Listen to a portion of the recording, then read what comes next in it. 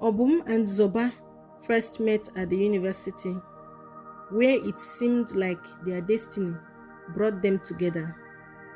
Zoba was a beautiful and hardworking young woman with big dreams. She had a quiet strength that immediately attracted Obum. Obum was charismatic and ambitious, with a charm that could lit up any room. They were drawn to each other, and their love quickly blossomed. Their romance was filled with study sessions, late-night conversations, and shared dreams. They loved walking hand in hand across the campus, laughing over meals, and supporting each other through exams and projects. Obum's eyes would light up when he talked about starting his own business, and Zoba listened with pride and love. However, their love faced significant challenges.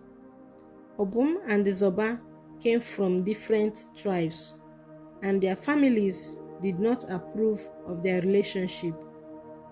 Zoba's mother, who had strong traditional beliefs, warned her about the dangers of mixing cultures. Obum's father, a man with rigid views, couldn't accept the idea of his son marrying outside their tribe. Despite these obstacles, Obum and Zoba believed in their love and were determined to prove that love could overcome tribal differences. They worked hard to gain their parents' approval. They attended family gatherings, helped with household chores, and showed respect and dedication, hoping to win their parents over. Years passed, and their persistence finally paid off. Their parents gave in, and the couple had a beautiful wedding that blended both their traditions. The ceremony was filled with vibrant colors, music, and dance. It symbolized their love and the victory over prejudice. Obum and Zoba both found success in their careers. Obum opened a thriving supermarket, while Zoba established a popular restaurant. They bought a cozy house and filled it with love and laughter. They supported each other's dream and celebrated each other's achievements.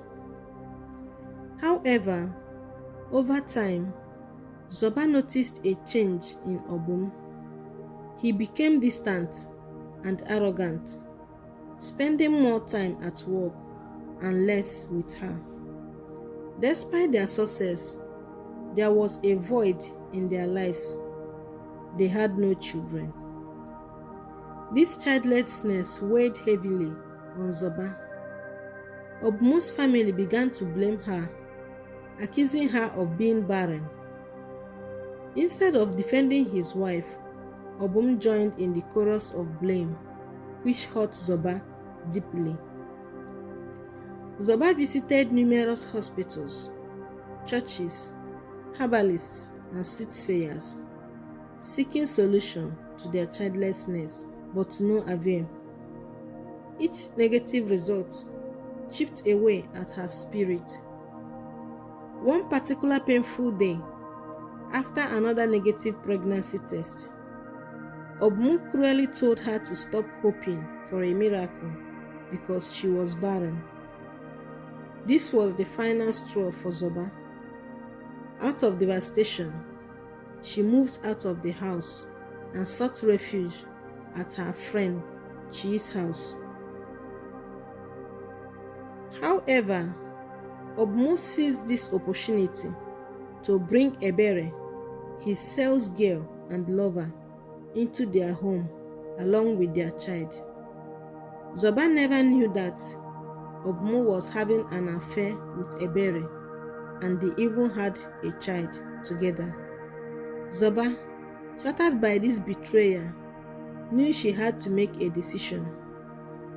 Pushed to the brink, she decided to file for divorce and move on with her life. While living with Chi, she sank into a deep depression. She couldn't return to her parents, who had warned her against the marriage. One day, Chi left for work, leaving Zoba alone in the house. Out of depression, Zoba decided she could no longer endure the pain. She wrote a suicide note and began to take a harmful substance. At that moment, Chi's elder brother Ike, who had just returned from the UK, unexpectedly entered the house. Seeing Zoba in distress, he rushed her to the hospital. Zoba survived, all thanks to Ike's timely intervention.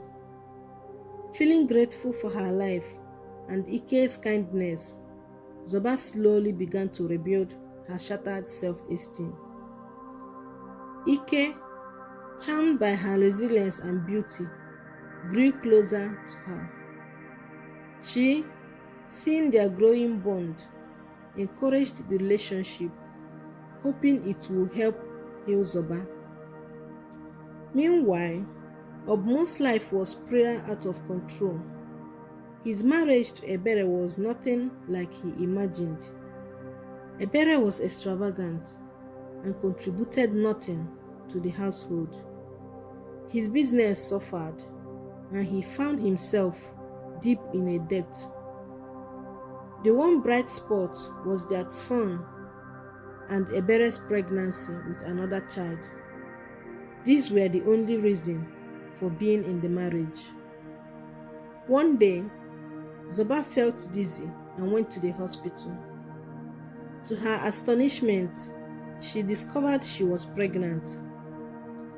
Overwhelmed with emotion, she cried tears of joy.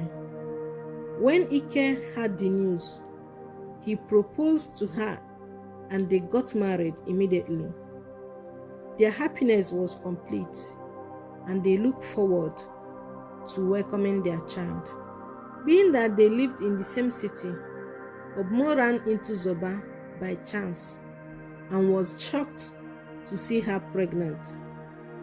That night, he couldn't sleep, tormented by regret and the realization that he had lost a woman who truly loved him. He kept wondering why Zoba couldn't conceive while they were together. Coupled with Ebere's constant abuse, calling him a weak man, he decided to go to the hospital to check his fertility. The results were devastating. Obum found out that he was infertile. The reality hit him hard. He was the reason for their childlessness, not Zoba. He rushed home to confront Ebere, demanding to know whose child she was carrying. Ebere, caught off guard, tried to deny the truth, but Ike lost control. In a fit of rage, he began to hit her until she passed out. Ebere was taken to the hospital by neighbors, where she was pronounced dead. Obum was arrested and sentenced to life imprisonment for his crime.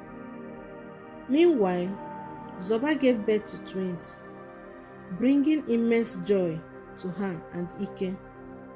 She had found a new beginning, a loving husband, and a family she had always dreamed of. Her journey had been fraught with pain and headache, but in the end, she emerged stronger and found the happiness she deserved.